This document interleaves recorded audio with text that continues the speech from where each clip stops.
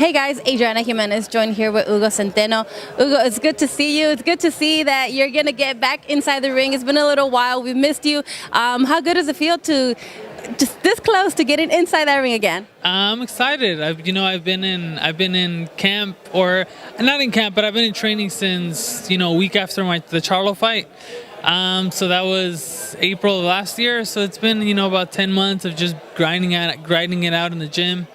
And then I was supposed to fight on the Wilder Fury undercard, and then I was postponed to the Caleb Plant Uskatagi fight, and then I was postponed again until this fight. So it's been a little bit of a roller coaster, but I'm pretty excited to finally be back at it. It must be a little frustrating to be held off little by little, but we're really excited to see you back in the ring this Saturday on February 16th on the undercard of Leo Santa Cruz versus Rafael Rivera. Well, HUGO, you have fought for a world title. You're a title contender. This year is just starting out, 2019. What do you want to accomplish this year? Consistency for me would be key. The game plan is, after talking with my advisor, is to fight 3 times this year, but my goal would be to fight more like 4 times, because last year and the year before that have been very inconsistent for me, and I'm just a fighter who's a complete gym rat. So fighting guys who are amongst the top 10s and trying to fight for a world title is what I would like to accomplish for 2019. For this fight, what do you know about your opponent? What are you working on? What can we expect? I've had a lot of great sparring over at Buddy McGurk's for this particular fight. I know Cortez brings it. He's a very Mexican-style fighter. He's tough, he's gritty, and he comes forward, so it should be a very fan-friendly fight. And, I know he comes because he has something to prove. He wants to beat someone like me, and so I've been training so that doesn't happen. You're a part of the 160 division, which is stacked with talent right now. How do you see the key players there, the champions? How do you, I don't want to say how do you rate them, but how do you see all of them? They're all great fighters, and they all have something different to bring to the table. Canelo, JACOBS, Andrade, Charlo, all of them. From strength to speed to agility, elusiveness, all the champions are champions because of what they bring to the table, and I feel like I belong amongst those fighters, and this will be the year that I show people why I belong with those type of elite fighters. You want that fight to catapult you into facing those champions. You want that belt. Right, exactly. I want to capture a world title, and if not multiple world titles. So whatever we have to do, I feel like this will be the year to getting to that point. Well, we look forward to seeing that. Meanwhile, we have a mega fight that's looming May 4th. Can't come soon enough. Canelo versus Daniel Jacobs. I'd like to get your thoughts on what you think about that mega fight. That's a great fight. I give Canelo a lot of credit for taking a fight against Jacobs.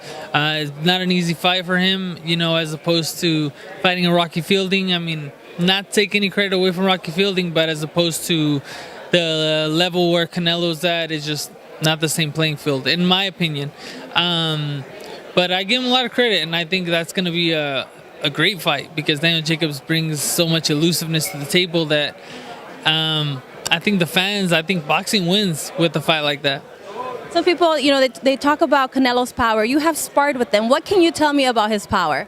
I know he's definitely grown since I've last sparred with him. I helped him get ready for Austin Trout, it was. And now he's at 160, 168, and I know he's matured a lot more. So I would imagine if he was strong then, he's definitely a lot stronger now. So how does that fight between Canelo and Daniel Jacobs play out? Tough fight, very tough fight. Like I said, they both bring a lot to the table. So for me, I'm going to give it a 60-40 for Canelo. Yeah. And there's still, there's talks, there's rumors about Gennady Golovkin joining DIVISON. It's nothing official yet, but it seems that it's going that way. If he does join DIVISON, do you see that trilogy between him and Canelo happening? Do you think we have to see a third one? Definitely. In my personal opinion, I saw Triple G win both fights. Just my opinion. If I understand they're a lot closer, and I would have been okay with the draw, but in my opinion, from what I saw, I thought, Triple G did enough to win both fights, but I'm not one of the judges. That's just my opinion. But I would definitely love to see a third fight. Both fighters left it all in the ring, and it was one of the fights of the years. I mean, Gennady is several years older than Canelo. Do you think that as this time is passing, next time that they face each other, obviously it's not going to be Cinco de Mayo, so maybe at the soonest, if anything, it'd be in September.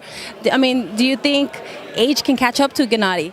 Definitely, you know, I even the second time around they fought, I thought they were going to try to postpone it as long as they could and try to let Gennady age overnight because, like you said, he's definitely a lot older than Canelo, and although he hasn't shown the age in the ring yet, I could definitely feel someone like him, it'll creep up on him overnight.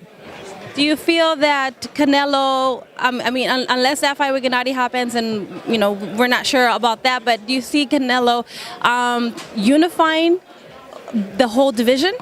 Definitely, you know, most of the world titles are over at DIVISON, so it's a great possibility. You know, you have Andrade and all these other guys are all at DIVISON, and it would make it a lot easier for Canelo. All right, Hugo, well, thank you so much for chatting with us. And like I said, we can't wait to see you in the ring this Saturday. Thank you, guys. If you guys are in the LA area, come by and check it out. It's here at the Microsoft Theater on the Leo Santa Cruz versus Rafael Rivera. Thank you so much and good luck. Thank you. Thank you.